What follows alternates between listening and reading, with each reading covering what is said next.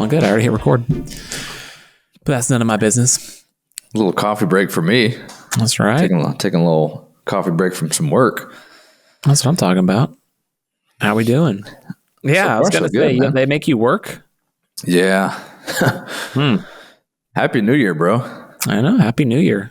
Haven't seen you since last year. I almost got up. My brother stayed with us, and they had a early flight. They had to be at the airport at 4:30. No, they got up at 4:30, and I was like, crap, do I wake up early just to tell that joke? Just to tell that joke? Oh, man. I didn't. I couldn't. Yeah, I wouldn't have either. I actually was in bed. I went to bed by like 10:30. Oh, look at you. Same. I know, man. I was like, yeah, I'm gonna go home. I was doing this little party. I was like, I'm gonna go home and go to bed. I'm not gonna make it till midnight. I'm sorry. It's Wednesday or Tuesday, whatever it was. Like, I got work in a couple days. I'm just saying. I was like, I can't get my rhythms off too much. That's when you know you're getting old. So you remember the movie Old School? And there's a scene in there. They're like, what are you doing this week? And it's like, yeah, it's going to be a real relaxed week. I may go to Home Depot. And it's supposed to be and I'm like, yeah, actually, sounds really nice. Yeah. I'm going to take an adventure. I'm going to Walmart. Oh, now we're really stepping outside the box with that one. Uh-huh. Oh, that's what happens. You become a creature of, you stay in your, what they call it, like a 10-minute window. You don't leave your 10-minute window. It's like your house, the store, school, work, whatever. You're kind of trapped in there. Yeah. Well, it's a creature of habit. Happens. Yeah. Whenever I'm off and my wife is working and my kids are at school, I revert hard back to the old life. Like I did a Ben and Greg special today. I went to McDonald's at 9:30 a.m. and I had 2 sausage burritos and 2 egg McMuffins. It was a $12 order. It's a little rough. So I feel a little sick to my stomach, but I regret nothing. It was delightful. Little brain fog going on. Yeah. Oh gosh, I'm so full, but in a good way. Heck yeah. Well, Happy New Year, man. Yeah, man. Glad we're doing this. It's kind of awesome. I like we've only had a couple afternoon episodes. I like them though. Afternoon delight. Yeah, what's on the agenda? What we talking about? Well, we got some memories, some things I was reminded of from growing up. Got the college football playoff. We got NFL MVP, and then kind of the NBA midseason check-in, how the league's doing, where we're at. So, but I was reminded, you ever get like these moments where you just flash back all of a sudden? Oh yeah, pretty much every day. Well, I flashed back to when I was like 10 years old. I can't remember. Okay. And my sister, who, God bless her soul, none of my sisters were as athletic as my brother and I.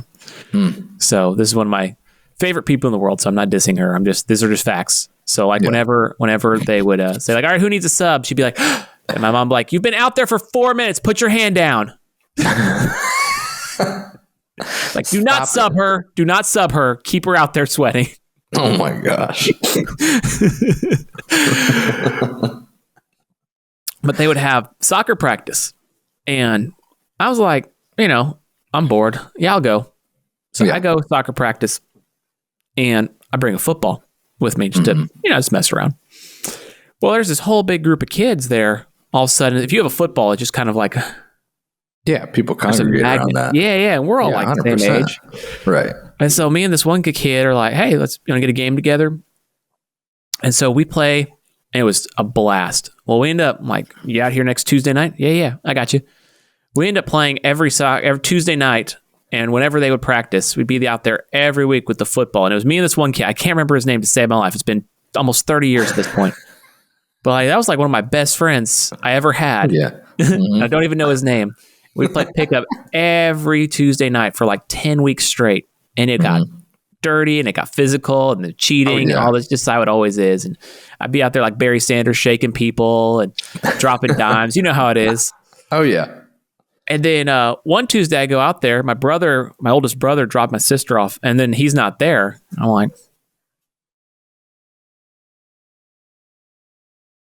well, I guess, Hey, guess I'll go home. He's like, you want to go back home? I was like, I guess. There's no one out here. And then as we're leaving, we're like 5 minutes down the road. I think I see him in the car, and we kind of like make eye contact. It was weird because that was the last time I ever saw him. Oh my gosh. Yeah, because I guess the next soccer practice, one of us didn't show up, and it's like I never saw that kid again. And it was like this sweet childhood memory of 10 is this weeks a cry straight. for help? I don't know. It was just like this moment that like stuck in my head forever. Yeah, Of like, those memories, like this was the last time you played pickup football with these guys. Yeah. You didn't realize it. They're like, oh, he didn't show up this week. Or then I didn't show up one week, And it's like, there's so many things like that of like, is this the last time that we're going to go play pickup football? Mm-hmm. This random friend I've made over 10 weeks. Anyway, I just had like this moment of like, I wonder where that kid's at. Man, I got so many people like that. I got some pickup football stories, but I got one similar to that. I had like this best friend. I won't say his name. I still remember his name. I won't say it just for his own, just in case somehow he sees this. But he was like my best friend in first grade. And it was one of those things where you come back the next year and you're like, I wonder what class that guy's in. And he's just not there. And same kind of thing. Never saw the guy again. I was like, hey, man, that was like my best friend from last year. And now he's just gone. So isn't that crazy? Especially as like a kid. Yeah. Because like, I feel like you build a bond with somebody and then you're like, that, and then they disappear or something. You're just like, well, I guess they're gone forever. Especially with no like social media and stuff back then. Yeah. People would literally just be gone. And like, you may see somebody like 4 or 5 years later and be like, oh, wow. Like I remember you from when I was 4, but I had a random guy like that named Paul. Like we were friends like when we were 9 or 10 and then randomly saw him when I was like 13, 14. I was like, hey dude, what's up? Chatted for a minute. Yeah. And then I saw him at Walmart one time. We were both like 18 and he's like about to go to the Navy. I'm like, oh, well, peace, man. You're like, right on, brother. Yeah. I remember when we were 10, he wanted to write the second or third Harry Potter book. He's like, I'm writing it. I'm going to see if I can write it. And I was like, cool, man. Mm-hmm. Nerd. No. Yeah. What's crazy about, I think with guys too, is like when you know a kid when you're a kid, and then you see each other again post puberty, and you both have like deep voices and like random hairs on your face, and you're like, oh, like, hey, I remember you from when we were 4. You're like, we're completely different humans now. You still like blue and triangles? Yeah. Actually, yeah. Can you still not read? Because I remember you. You still write your E's backwards? Attaboy. You're going to be a great scientist. Yeah, I think what set that off, I had to sign up my oldest kid for kindergarten. And it's a ranked schools choice. Like we have, and where we're at, you can choose, you get into a lottery to go different schools. So I was like, man, he will never see this kid again and this kid again and this kid again. Isn't that crazy? That it's like these friends you've had at this one school all the way up through pre-K for 4 years. You've been with the same kids. And then it's like, well, see you never again. See you later. You got to start fresh, man. Yeah, I remember my, just to go on your topic though, I was a pretty aggressive pickup football player until, I got older. I was a clothesliner and just trying to bury someone. You know what I mean? Like that was the whole, I think that the pickup football, that's where you get it out of your system. I think any kind of sport is where you get it out of your system. But especially when you're like 8 or 9 or 10, you're like, I'm going to try to run through this guy and break his bones.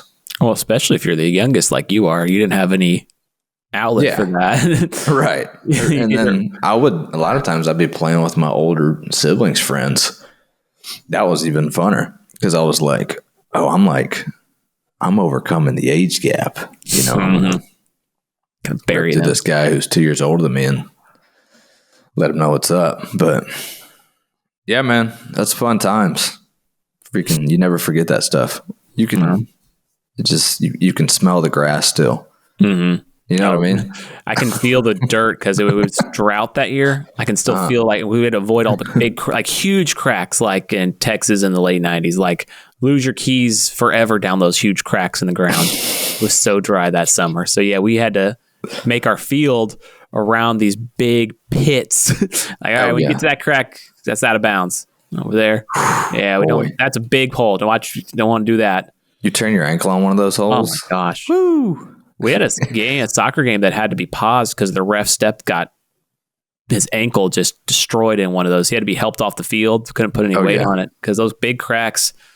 We've proved a lot on irrigation and watering fields in Texas since the late 90s because, man, those were brutal. Yeah, you get a high ankle sprain on one of those dinosaur holes. It's rough, man. It's hard out there for a pimp. That's right. Speaking of pimp slapped, segue. You want to go Texas or you want to go Rose Bowl first? Let's go Texas first.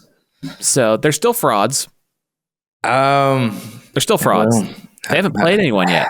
Like Clemson. I guess that's true. Clemson only got in because they won the conference. Like I still think like South Carolina, I feel like was better, and I don't really count the bowl games because bowl games where they don't matter. Like whatever, dude. Right. Alabama clearly, I think, would have crushed Clemson, and so they would have put up. Now, I'm not saying both those teams have obvious flaws. I'm not saying they would beat Texas, but they had the easiest first round game possible. Them and Notre Dame was like, oh, okay, we'll just cakewalk these teams and move on. Yeah, very media friendly first games. Yeah, and then they get, they're ranked number 3 in the nation, Texas. They get the 4 seed, who's ranked number 12 in the nation. And they almost blew that game. They were up 17-3. Yeah. Second half, they went punt. Or hang on, I have it screenshot what they went in the second half. But yeah. Yeah, I want to see that because it was I think it was 24-8, something like that before they. Yesterday. I was kind of passively watching the second half. I watched the whole first half, and then I went and played 9 holes with a buddy, and we had the game on, just sitting on a phone in the cart. But it was like, yeah, they're probably going to win, and I was like, dude, it's 24-16. Yeah, they came back. Like, hey, Arizona State's driving. So Texas got the early touchdown, 2-play drive, couple deep shots. Then they blocked a punt for a touchdown. Then they punted, field goal, punt, end of half. It's like, okay, so you put up 17 in the first half. You're doing pretty good. Punt, here's Texas in the second half. Punt, safety, touchdown, interception, missed field goal. Yeah, the 2 field goals. So they were able to drive a little bit, but because they got the 2 field goals. But man, they got, and then on old they had Bird. they had 3rd and 14. No, that's not right. They had 4th down in overtime. Yeah, that's what I didn't realize it was 4th down when they scored. It was 4th down, and I think Arizona State sent the house, and they got beat on the blitz. So I mean, they went and gauge 8. Yeah, that was dang, man. I didn't realize. Yeah, 4th down, they score, and then on the first play of the next OT, they score. And then stop them. It's crazy. Yeah, I mean, watching the first half, I was like, Texas is definitely the better team. They should win the game. I think they did win the game, and they deserved to win the game. But the fight that Arizona State put up was amazing, and they could have easily they get that, or they even tip a pass on that 4th down, they win the game. Yeah, so if they just get home. It's crazy. They get smashed in the next round. Most Texas? Likely, no, Arizona State would have. Oh yeah, for sure, playing Ohio State, and we'll see how Texas does. But yeah, I think you're right too. I think when you looked at SEC schedules, they probably had the top 2 easiest. The other one was A&M. We had a super easy SEC schedule this year. Yep. Had nothing like Georgia played everyone. They played every team, Alabama, Tennessee, you name it. So yeah, we'll see. So it's Texas against, it's going to be Ohio State, right? Ohio State, who just man, They donkey stomped them. That was so. And you know what I noticed too, kind of rewatching the highlights. Dylan Gabriel, the quarterback for Oregon, did not look good. Even though his numbers look fine, even the completed passes. At the beginning. Well, the completed passes, high or low, like he wasn't hitting people in stride, and so those big chunk plays were not there. Mm-hmm. And then Ohio State had 7 or 8 sacks compared to 0 for Oregon. And you look up and it's 34-0 right before half. You're like, oh my goodness, what the heck? Because last time it was a close game and Oregon beat them by 1. Yeah. So like this time around to be at freaking halftime and the game is over, 34-8 at halftime. You're like, good Lord. Yeah. So, I mean, they tried to make it a game. They scored 2 touchdown at the end of the first half and touchdown at start of the third. And you're like, okay, maybe, but nah, then became punt show. Yeah, I've watched, that was the 4th game I've watched from Ohio State this year. I watched them beat the crap out of Indiana. Mm-hmm. And then I was shocked how bad they beat Tennessee. They beat the crap out of Tennessee in the first round. Yeah. And Tennessee was, solid team all year. Yeah. And it almost feels like it's kind of NFL-esque. It's like they're peaking at the right time. I think they've peaked a couple times. But I watched the Michigan game as well. They could not move the ball against Michigan, which was crazy. Obviously, that's a rivalry game, so anything can happen there. But yeah, I think I'm kind of looking forward to this Ohio State-Texas game. I think it could be it may be very high scoring, or it could be the other way. It could be Texas defense is legit, but I don't think Texas offense is. It's inconsistent. It's obviously good enough to be about it. A top 5. Yeah. It's like it's good enough to be top 5, but man, Quinn Ewers is a very good college quarterback, but he makes some weird throws and weird mistakes, and it just sometimes feels clunky. Like that's the thing with there's times where you're like, holy crap, man, this is like a high-powered, typical Texas offense from the past. But there's moments with Ewers when you're like, it's just kind of like stagnant almost, like a little it doesn't feel like he's up or down. It's just this kind of boring play where you're like, hey dude, at some point, like, I want to see you roll out and launch one. Just for my own, just he's talented too. Yeah, he just doesn't have this. It doesn't seem like there's a lot of spark. That's what I'll say. They don't have like a spark, but they're consistent. They're relatively consistent. They're in the Final Four, so it's hard to argue. I was stunned. I think consensus pick was Oregon winning it all. They were undefeated, number 1, had already beaten Ohio State. I thought they would stick it out too. So, yeah, it's. I know it was a close game and it was in Eugene, but I don't know. I'm surprised how bad their offense looked. They scored basically 35, 30 plus in every game except for one. I guess they beat Idaho in the first game. No, that was last year, August. No, that was the first game this year. But that, you're playing Idaho, and then they kind of almost lost to Wisconsin 16-13. But you're like, okay, there's their little blip, and then nothing. For Ohio State, I think that loss against Michigan actually did them some favors. Yeah, woke them up a little bit. Yeah. Kudos to them for responding, and they have looked great. So I think that'll be a pretty good semifinal game. Mm-hmm. And then Penn State, that was just a disappointing game. It never really got rolling. Yeah, kind of clunky.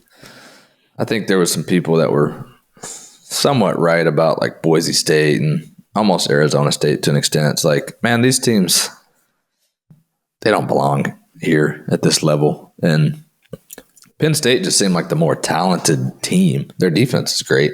Yeah. Head coach's face is punchable for some reason. I don't know James why. Franklin? Yeah. Yeah. They're good. And I think that Georgia Notre Dame game, though, is going to be, I think it's going to be a good game. It's getting played today now. Yeah, I think Georgia wins 38-24. Oof. I'm going to put that down now. It is Thursday, January 2nd, 11:30 a.m., and I'm saying Georgia by 38-24. Yeah, 38-24. Georgia by 14. You got to remember though that they don't have their quarterback. Oh yeah. But 34-24. There we go. Okay. I'll live with that. 10-point differential. Yeah, I mean Notre Dame's defense has been definitely. I remember week 1 they shut us down. A&M. That's true. That might be their best win though. True. I think that's their only big win. Then they lost to what? Appalachian State, something like that. Something stupid. Let me see. Something like that. It was Northern Illinois. That's what it was. Northern Illinois. And the only ranked team they played Army and Navy, and then Indiana last week. Oh, so Navy finished the year. How did they finish the year? Navy had 2 losses, right? Because they beat OU. They did beat OU. So Navy finished 10-3, and SEC Army finished. Sucks in the bowl games every year. And it's partially just because not Notre Dame wanted Army. It's partially because they. It's either playoff or bust. Yeah, it's kind of okay. Yeah, Army finished 12-2. That's your next goal. Try to win the Natty with Army. Golly, they still doing triple option, or have they switched it up by now? Nah, it's still triple option. Yeah, it's gonna be hard. Their quarterback was 2 for 9 last game. I mean, give me 3 guys. See what I can do. What's your rank now? I hadn't played since, so I've detoxed a little bit. I'm top 150,000. So okay, I reached a point where I think I'm gonna step away from it, or else I'm gonna get addicted.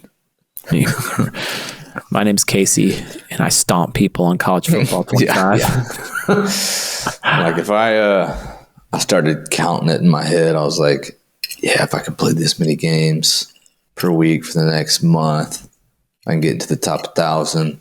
Then start, whatever. You start gaming it in your head, and you're like, I have a life and job, I want a life. I don't want that to be my life.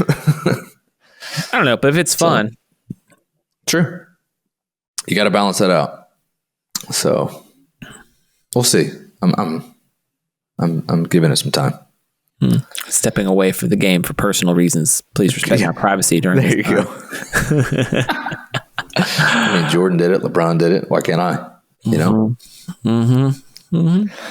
All right. So we got NFL playoff scenarios coming up. So we'll find out this weekend who's in. If my Bengals, my Super Bowl pick Bengals, need a win and some help to make the playoffs. I would love for my Super Bowl picks to make the playoffs. So that's be bad if not. But then we got some really good games. You have Minnesota versus Detroit for the 1 seed. That's going to be a good game. Dude, 2 14-2 teams play. Clearly the 2 best teams in the NFC. Top offense. One gets the 1 seed, one gets the 5 seed, right? Yeah, so it's the top offense in Detroit. Okay. They're the one of 2 teams to score 500 points this year. Them and the Bills. The Ravens probably will also. And then the best defense in the NFC, the Vikings, have only given up 301 points this year. Excuse me, the second best defense, because in the NFC, the Eagles have given up 290, which is still the 3rd best scoring defense in the league. So Chiefs are 1, 4th best. Chiefs are 2, Chargers 1, Chiefs 2, Eagles 3, and Vikings 4. So it's going to be a game because the Lions defense still has all those people injured. And so it's going to be fun to see, can the Lions score on every time? They had to score 40 against the 49ers to win. They had to score, they scored over 40 against. There was the stat that was they're the first team. Maybe they got 5 games over 40 with no turnovers. Something like that. There was some I was watching their last game and I saw that stat on the bottom. I was like, huh. Yeah, the offense. I didn't think about that being they're having to outscore these teams. You would think they would be more. Last year they were more of a defensive team, right? It was turning around at the end of the year. The real key here is that they had 13 defensive players on IR. So that's kind of the problem. That's the tail. Yeah, that's the tail of the tape for them. Is they're okay, because Hutchinson, their defender. He snapped his leg against the Cowboys. And so it was like, so it's like, I know it was a nothing. It sounded like helmets crashing, but you're like, oh wait, that was leg snapping. Yeah, that was bad. So their defense was much better last year, but it definitely has taken a step back this year with all the injuries. They're having to put up, they went 40-34. They lost 48-42. They won 34-31. They're having to put up 30 a game against good offenses, and they really need the bye week. So I think they'll hopefully go out and beat Minnesota. I don't mind either of those teams. I like the NFC North teams, the tradition, the old school nature of it. It just feels old and cool and classic. Yeah, it's classic. Two classic teams. Mm-hmm. But go Lions. There you go. Yeah, I'm rooting for them too. And so one of the things we talked about is this year's MVP race. You got Lamar, you got Josh Allen, and you got Saquon. And he won't break the record. He's decided to sit out the last game. I saw that he's not playing, which is smart. But you're also like, come on, man, break the record.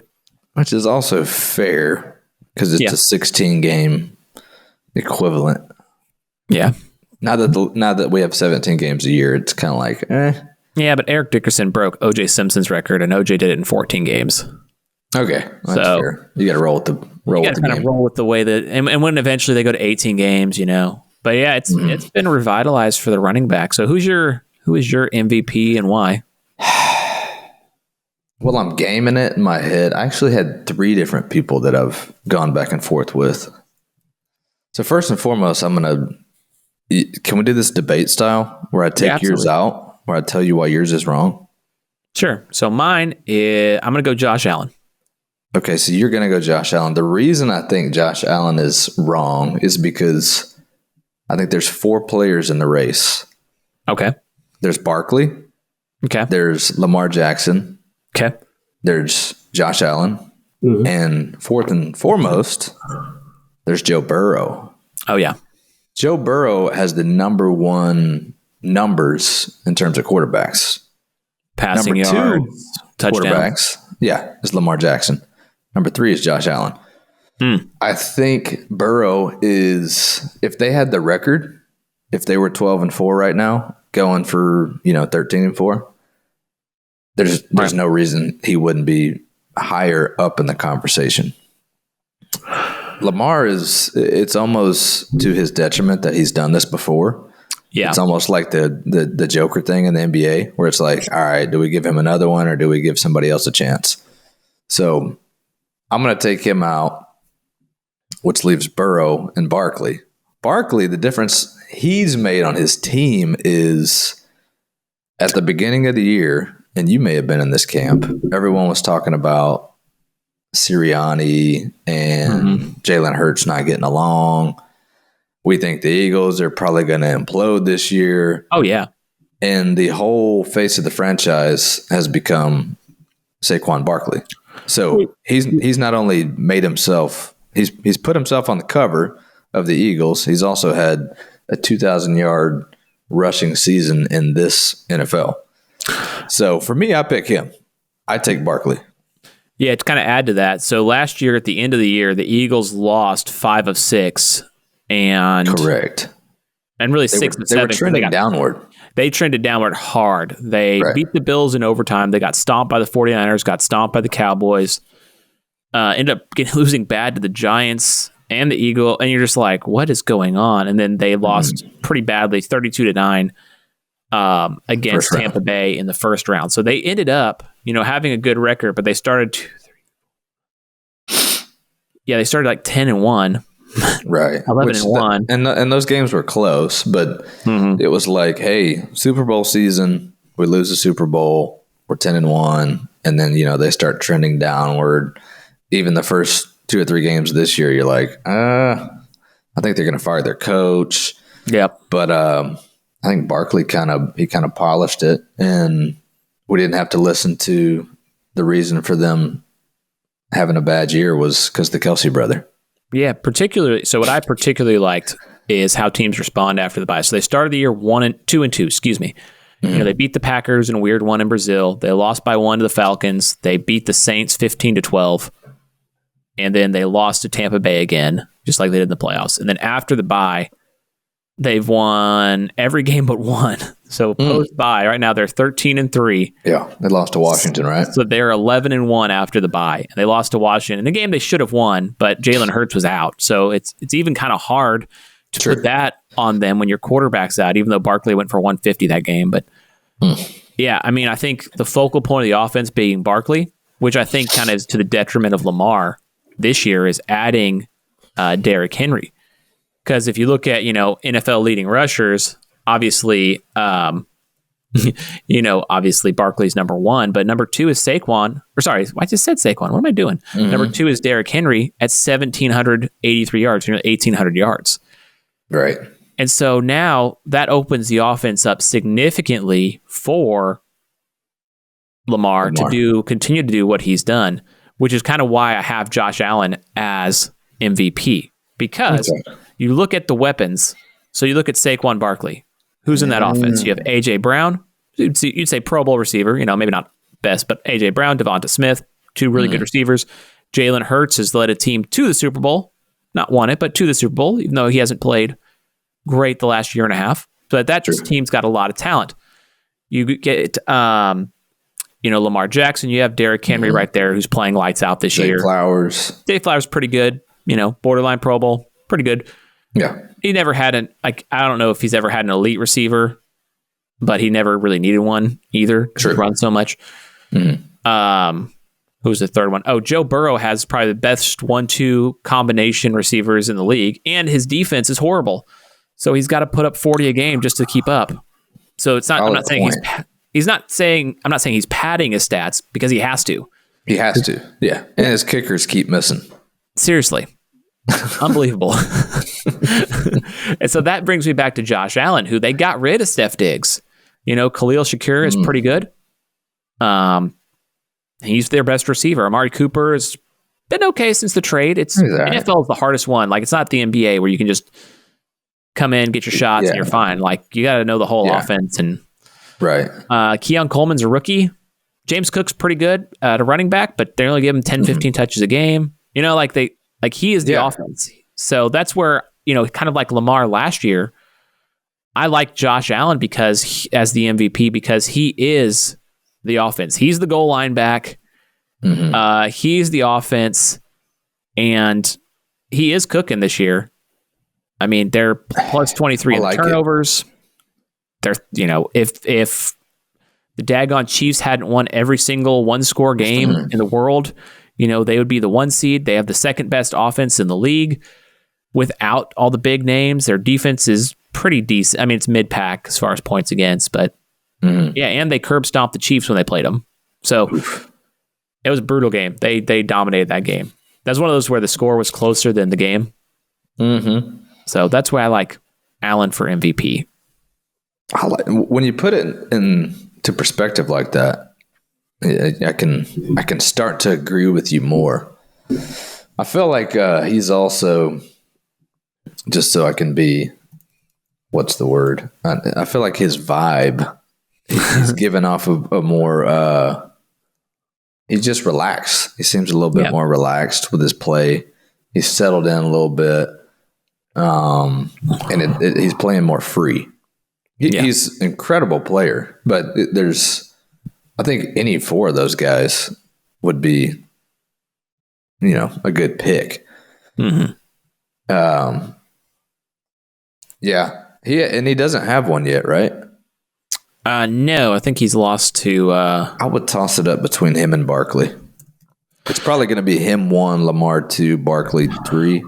Which is ridiculous, but true. They just don't give it to running backs. Barkley's only got like 5% of the votes or something like that, but it was a very small percentage.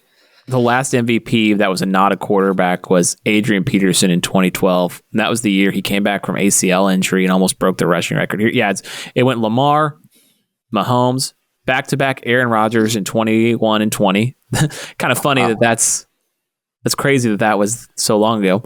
Yeah. Lamar, Mahomes, Brady, Matt Ryan, Cam Newton, Aaron Rodgers, Peyton Manning, Adrian Peterson, Aaron Rodgers, Tom Brady, Peyton Manning, Tom Brady.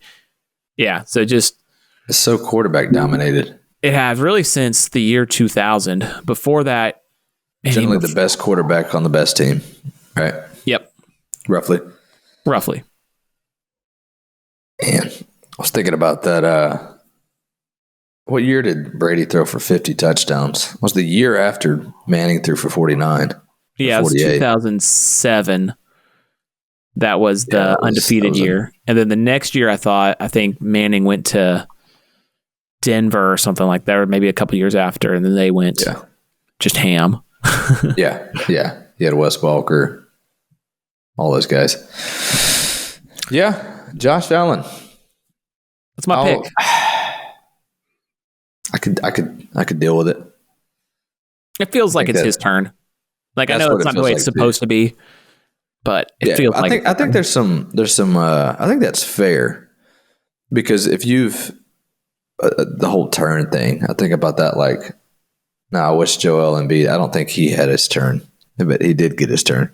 Yeah. But I think every year you can look at it in the NFL, NBA, and be like, there's 4 or 5 guys who could probably win it. If so-and-so's already won it twice, give one to Luka. Why not? Let him have it on his resume. Because we're going to have to deal with SGA as the MVP for the next freaking decade, and I hate that guy so much. And LeBron should have won it 10 years straight. Oh, seriously. Like back in his, I'll call it his prime. Like, he could have easily won 10 straight. And same thing with like Brady. Brady probably could have won 4 or 5 straight. Could have just been Brady, Manning for that whole decade. Right. So I'll give it to you. Thanks, buddy. Yeah, you can have that. You can have that one. Let's check in on little Casey Corner, the corner 3. Casey's Corner? Yeah. I've kind of gotten back into it a little bit. Watched, did you watch any Christmas Day games? No, I was going to say bring that up later on as part of like a little business review, but I was all football Christmas Day. I mean, I don't know. That was an issue, right? That was a big issue with the ratings for the NBA. Is the NFL's like, that's ours now. There was a couple guys who had a great point though about the NBA. They're like, the number one premier primetime game, which got the most views, was still LeBron versus Curry. Oh yeah, when the league needs to be trying to figure out other people to replace them, like Tatum. Make it Tatum versus Luka, or something like that. But you just can't. LeBron is so magnetic, and Steph has that trick. Tatum to me is boring. It's going to be, and I hate to go down this road, but man, it's going to be tough for me to stay engaged when they're gone. Especially because we're getting older. That's like kind of our couple guys who are like either our age or a few years older than us. So the future of the NBA is going to be tough. But I was watching last night, and I kind of want the Nuggets to win again. Oh, really? I still have a soft spot for Westbrook from a long time ago. I'd like to see him get one, but there's a lot of good teams right now. The East, you only have Boston and Cleveland. It's the only 2 teams on my radar. Maybe the Bucks. Hey, they've already won one trophy this year. Right. It's the West is just going to be wide open. It's going to be the same thing as it was last year. You're going to have 10 teams fighting for 8 spots in the playoffs, and 6, 7, 11 teams who can make it. It's like it's so competitive over there, and OKC is going to be for sure, probably top 3, and then it's like 2 through 10 is going to be within a couple of games of each other. Lakers made a little trade. I don't know if you saw that. Yeah, they got Dorian Finney-Smith, my guy. Yeah, they got Dodo, and they got rid of D'Lo, who they had enough ball handlers, especially with Reeves. Reeves has been cooking, man. So good. He's going to end up being a max player. Honestly, like he could have if he wanted to go to like Charlotte or something, he probably could be. Man, like, hey, I'm going to go to this small market, like. I think he's got a year left on his deal. They signed him for nothing, because he was undrafted. But oh yeah, I forgot about that. Yeah, he's good. And then like I feel like it balances their roster out a little better too. Like getting a 3-and-D guy. You just can't have enough Dorian Finney-Smith, especially because I think he had signed 4 for $55. He might be in the last year of his deal. Yeah. But to get a guy at that price, it was like, I don't know. I hated the Mavs had to trade him for Kyrie. Me too. Was successful? But it was great. That sucked. But that was my guy. I love that guy. I thought that was going to be a bigger, and he's Florida, so of course I know you love him. You know, it's my guy. Yeah, I think we'll see what happens. We'll give it till the All-Star break, and then that's usually when I really lock in, start watching real basketball, and then hopefully Luka's out right now. Hopefully the Mavs can hang on for a bit, and then because I think they've been in the top 6. Mm-hmm. They're 5th right now. Okay, they're still on a 5th. 3-game. They're on a 3-game losing streak, and this is kind of like the problem to generate offense with no Luka. Yeah, and it's like what annoys me is the question marks about Luka have been, he usually does what I do in men's league soccer, which is the first 2 weeks we're just playing our way into shape. Well, like you're a professional athlete, I am not. Yeah. Right. Like I can't play full 90 at full sprint the first couple weeks, but then by week 3-4 I hit my stride. Yeah. Well, you can't do that in the NBA. Like it's too physical, and he's getting to the point where it's, you're not 20 anymore. You're 24, 25. You're not old yet, but it's like, hey, that's going to start to linger a little more if you don't do what like LeBron has done and what others have done and really take care of their bodies. So I really hope this year has been a wake-up call because he's played so many minutes the last, he had the Olympics a couple times ago. He always plays for Slovenia. Yeah. I know they didn't make the Olympics this time, but like he never takes a break. Right. And then he doesn't really get in tip-top shape. And then he's so just kind of bouncing around like he's playing pickup basketball. Yeah, and that's his style, and that's fine. He's that good, Mm-hmm. But it's the West is too tight that if he struggles all year with injury, it's going to be a problem because, you got your 6 games over 500, and you got to be 500. It looks right now 500 to make the tournament, which is, Phoenix is sitting there at 15-17 and Sacramento's there at 15-19. Like there's 12 teams that could make these playoffs. Right. Spurs have turned it around, looking good. So, I mean, it's just you take out the bottom 3. That's about it. Yeah. Everybody else, there's a potential for them to go on a 5-6 game, and you go 15-4 at the right time. Mm-hmm. I mean, you go from the 11th seed to the 4th seed. Yep. It's just so tight right now. It's all about peaking at the right time. So hopefully they'll get Luka healthy, and yeah, man, looking forward to a good rest of the year there. As far as third of the way through the season, Oklahoma City looks really, there's 3 teams that look really good: Cleveland, Oklahoma City, and Boston. Yeah. Those are the top 3. Memphis looks, I don't know. It's not fraudulent. It's hard to be fraudulent 23-11 and your point differential is plus 10, but it just doesn't feel like it's their year yet. Like this feels like a second round exit. Yeah. Kind of year. That's kind of what I feel like they are going to be. Ja Morant, he's flashy enough to sell tickets. Mm-hmm. I don't see him making a finals run. Not this year. This feels like, as much as I'd love the Mavs to win it, this feels like an Oklahoma City year. Yeah. OKC, Boston. Probably going to be Boston again. Probably Boston over Cleveland in the Eastern Finals. I don't see anyone beating Boston in the playoffs. There was a funny Reddit thing. The guy's like, I'm a Celtics fan, and I think they play boring basketball, and I'm not afraid to say it. It is. It's very rudimental. How do you fix that, in your opinion? Because the 3-ball was great. Now that everyone, the Warriors really weaponized it, unlocked it, and the Rockets under D'Antoni and Harden really weaponized it even further. And now they've had this final iteration where all 5 can shoot the 3 and all 5 move the ball. And this is why Jason Tatum can't be the face of the NBA, is he doesn't do anything spectacular. Like he plays perfect basketball. It's just not spectacular basketball. Whereas LeBron plays spectacular, perfect basketball, if that makes sense. So how do you fix that with everyone could shoot the 3 at a 40% clip, give or take? Right. How do you fix that? Because that's the right way to play. It's a great question. I don't know. I have no clue. My first thought is like, you're going to have someone out of the ordinary in terms of body type. Like I think about like Isaiah Thomas when he was on the Celtics, like the younger, our Isaiah Thomas, not the Pistons one. Mm-hmm. Remember he had that run with the Celtics, and that was unique. I think one, because he was short, and two, because he was left-handed. And it just looked it looked a little bit different, and he had enough of a personality.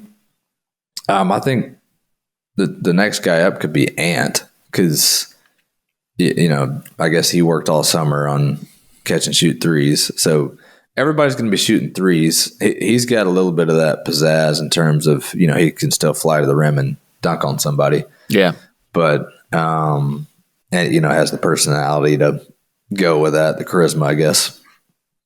But yeah, you're just going to have a couple outliers, because I don't think the game's changing. I think unless they start calling fouls down low anytime soon. The best thing that the league did, which it looks like they've gotten back to it, at the second half of last year, they started letting them play a little bit more on the perimeter. It looked a little bit more like the playoffs, like they weren't calling as many fouls. Mm-hmm. The first 25 games of this year, I think, was like the first 25 games of last year. They're calling a bunch of tic-tac fouls. You're getting everything. And it seems like the last 5 to 10 games I've watched are a little bit more competitive. And that's good. Some people noted that. I think JJ brought it up in his press conference. He's like, I feel like we're playing like we were last year with their refs are calling too many fouls, so they need to let stuff go. So flow of the game, but yeah, man, the product. I didn't realize this, because I thought the big thing with the NBA was that, their product was getting more views across social media than any other sport in the world. And now it's like the whole narrative is, the ratings are terrible. They're dropping. So yeah, I got to figure out something. I hope it drops very far. The next TV deal's bad. All the teams tank, and I can buy one at lower value. Now we see it. Yeah, I was gonna say I think the ratings drop. So yeah, it's down 28% on ESPN through November 21st. So that, I know that's relative to last year, I guess. Mm-hmm. Or okay. Yeah. So okay, hang on. Oof. Yeah, it's a lot. Viewership on the NBA has been down 20% through November 21st. Viewership on TNT has been down 3% until the highly anticipated Celtics. So it looks like TNT, it looks like the product. So Charles Barkley and Shaq. Yeah. I was going to say, I still watch Shaq and Charles Barkley highlights. I'm still wow. They said, Adam Silver said, you had some unique things like a Yankees-Dodgers World Series that brought in a big audience that kind of took away some ratings. We had that someone brought in that there was a presidential election, so people are just kind of tired of watching stuff. But the fact that ESPN is down 20% versus TNT's 3% tells me, I don't know. The presidential election stuff too, I didn't even think about this, but the NBA was very outspoken in the 2020 election. Mm-hmm. They're pretty quiet this year. They're pretty quiet this year. And so ratings pay. Yeah, 100%. So that could have been, you don't want to go, people don't like mixing sports and politics. No, I know that makes some people run away from the sport if you do that. It's a haven for me of it's a haven of everything else. No, for the next 2 hours, I'm just watching a game. I don't have any problems in life. I don't have anything going on outside just this next. We're away from that. 2 to 3 hours. Yeah. Yeah. Yeah. So I understand that people were tired from it. We'll see what the second half. I think the NBA Cup, they did not I don't know. I just don't think they're advertising it well. I don't know. Something they got to do a little different there. I don't know what it is. Maybe make it knockout earlier. They got to mix it up somehow. Feels like it can have a boost. Yeah. Yeah. There's something missing. Just something else. And I think it is like you're saying, the lack of Steph and LeBron at their prime. There's just no one just wowing us right now. Luka could do that, but he's been hurt. Kyrie's kind of old and people don't like him very much. Tatum doesn't have. I don't think they'll make a European the face of the league. I think they'll have to if he's that good. You think so? If they made just a kid from Akron. Yeah, I know, but he's not from. He's not just a kid from London. It's like Just a kid from Slovenia. I'm just a kid from Amsterdam. Let's go play basketball. Yeah, they want an American. You have to do that. Keeps you in control. If not, they'll be like, well, why don't we move this to Europe then? It's prettier. So I'd love to see the NBA teams play against the Euro teams. no, they would demolish them. They would, but I'd love to see it. You'd think you'd love to see it until every game's 120 to 54. I would love to see it one time. Yeah. I'd like to see it one time. Yeah. Because I've seen the prime EuroLeague teams play, and you're like, no. Nah, it's not They happening. couldn't. Yeah. They may not be able to compete with Duke. Mm-hmm. So It's a tough one. they could beat Duke. But Well, go Lions. Go Buckeyes. raw. Go Lions. Rawr. Go Baker. Go Baker. Peace.